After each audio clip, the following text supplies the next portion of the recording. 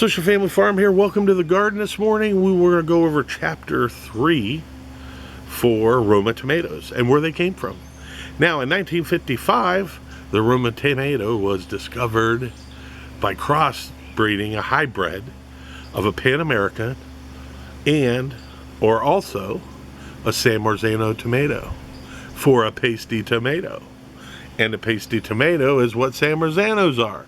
And that's why I plant them, because they are the best tomato for sauce. Now, a lot of you are saying, well, Roma tomatoes are also, yes, they are also used for sauce. But let me explain to you why they're used for sauce. Because in Italy, Naples, or actually a town right outside of Naples, is where the San Marzanos tomato comes from. And that tomato is grown in a volcanic soil, all right? Volcanic soil. And the humidity has to be just right for the San Marzanos to take off.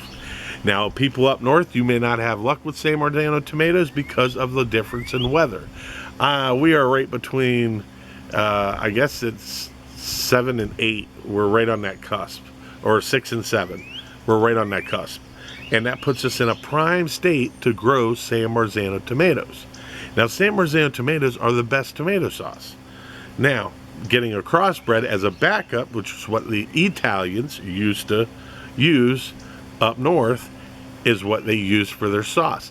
It does have a sweet little taste to it, unlike a San Marzanos that has more of a sweetness, natural sweetness to it, that makes their sauce what their sauce is. Now, doing aroma tomatoes is fine. Now, if you look at the two differences between the San Marzanos and aroma, is aroma will grow in an individual growth flower. A San Marzanos will grow like a, we'll say, like grapes. It grows like almost like a vine of tomatoes with blooms all over it, and you can get up to 8 to 10 tomatoes per bloom or per vine that the tomato produces. Now, here's the problem. San Marzano tomatoes, you need a lot of tomatoes to make a lot of sauce. You need a lot of Roma tomatoes to make a sauce. So I plant two varieties. I have a Roma, and then I have that one. And the plus is I can use either one to make sauce. My number one sauce that I'll make for this year will come from the San Marzanos. My secondary sauce will come from the Romas. Now, Romas are also really good if you're going to do salsas. If you just want a small tomato to slice up in a salad, they're really good in salads. They're good in like a pasta dish if you want to dice them up. There's a lot of stuff that Romas are good for. They're good just to eat the Roma, just slice it up and eat it. I mean, I eat tomatoes all day. I love tomatoes. So what we're going to do today is we're going to plant the Roma tomatoes. I'm going to go through and explain to you what I do differently than everybody else.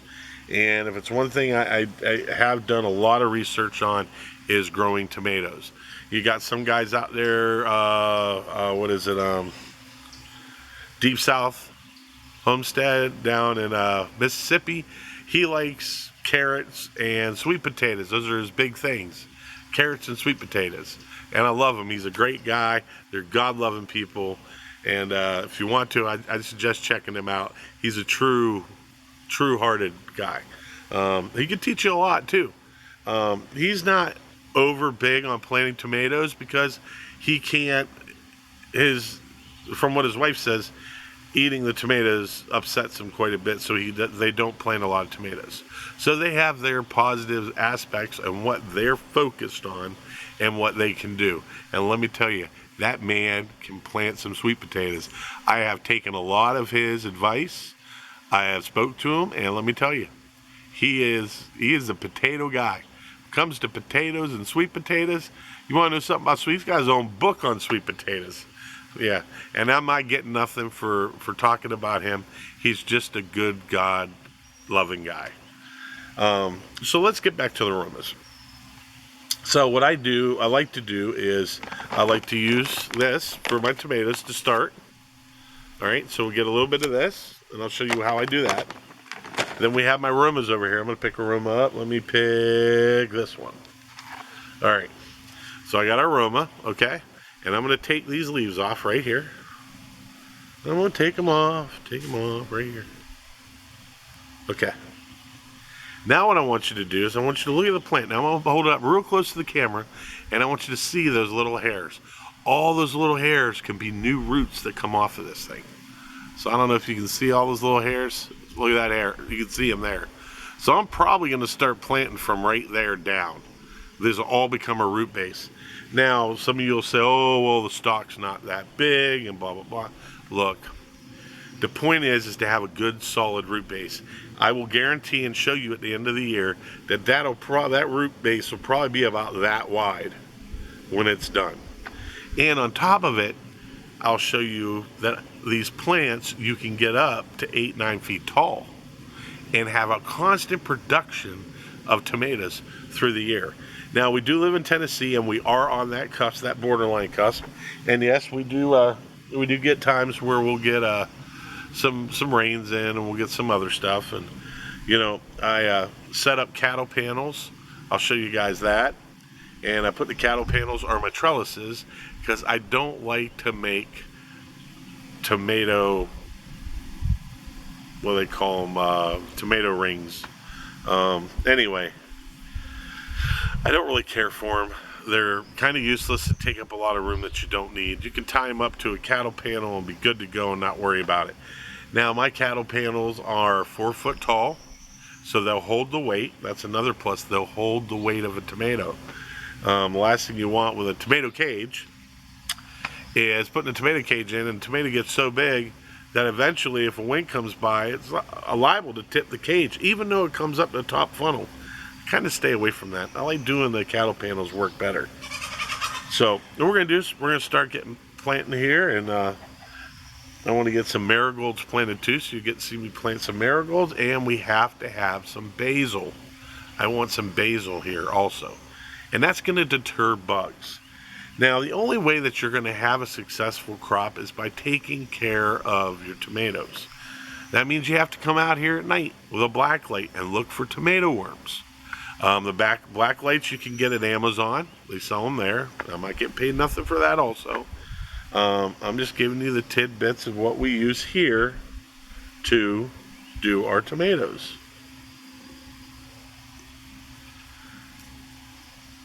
So I'll tell you what, enough of the talking. Let's get planting.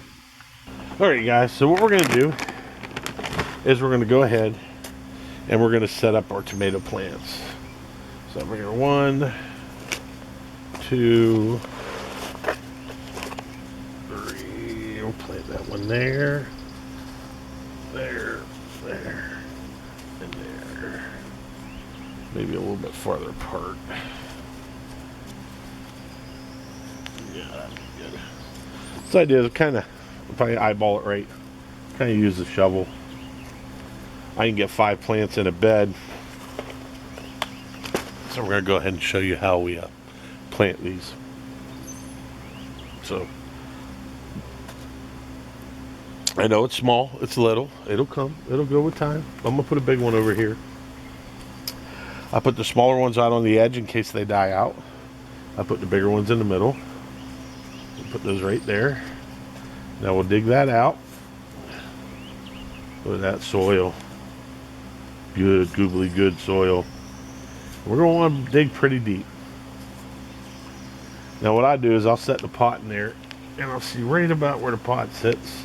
So I can have a little bit of that in there.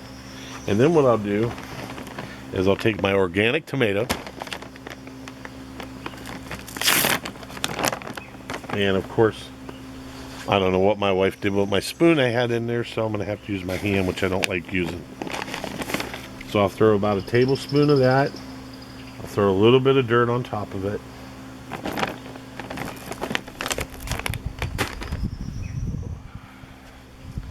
I'll grab this one and see, look at that root ball system in there. It's in heaven, man.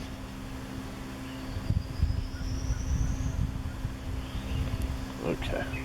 We're going to drop that down in there, like that, and then we're going to go ahead and cover it up. Push it down in, cover it up.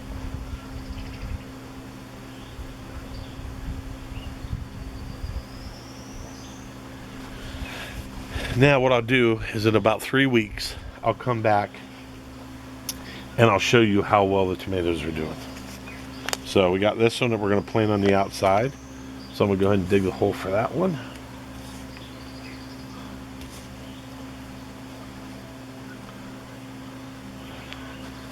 A little bit of the tomato stuff.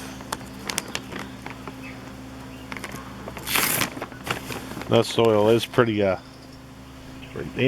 We'll throw a little bit in there. We'll take this one out here, drop it in here, and we'll get it all filled up.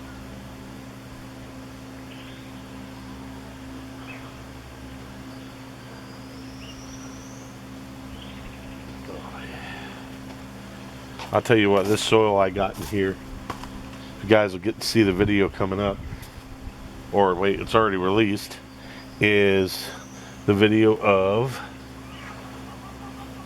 the conveyor truck blowing the dirt in the beds. Now it did make a little bit of a mess, but I'll tell you what, it did very well. So then what I want to do is I want to figure out, okay, I got my tomatoes planted, now I want to plant my marigolds. Alright, so we got our marigolds, and let me tell you, these things are fickle. We tried to grow these in our greenhouse and hadn't had much luck, so we had to go buy some. We'll get the hang of it. It takes a while. I've never done flowers before, so. Alright, so Andy's planting them in between every single one.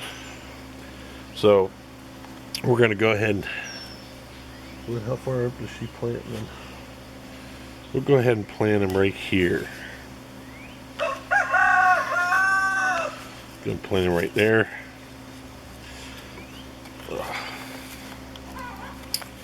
And I like this one here. And you pinch the bottom of these for the flowers so they come out just like that. Then what I do is I'll just break up the bottom of the root system, put them down in there, and I'll cover them up. And then we'll have those. Now back here, what I want to do is I'm going to plant basil right here, right there. And I'll probably plant another basil tree about the middle, and we'll just work our way down. Okay. We got that done. I'm going to work my way down the run so you can see me plant them all.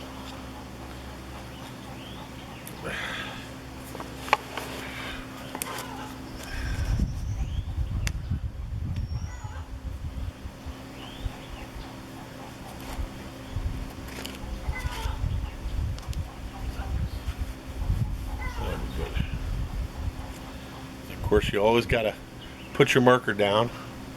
Even though you know what's in here, put your marker down, because you never know, you know. I know these are all Romas. These are all started from seed.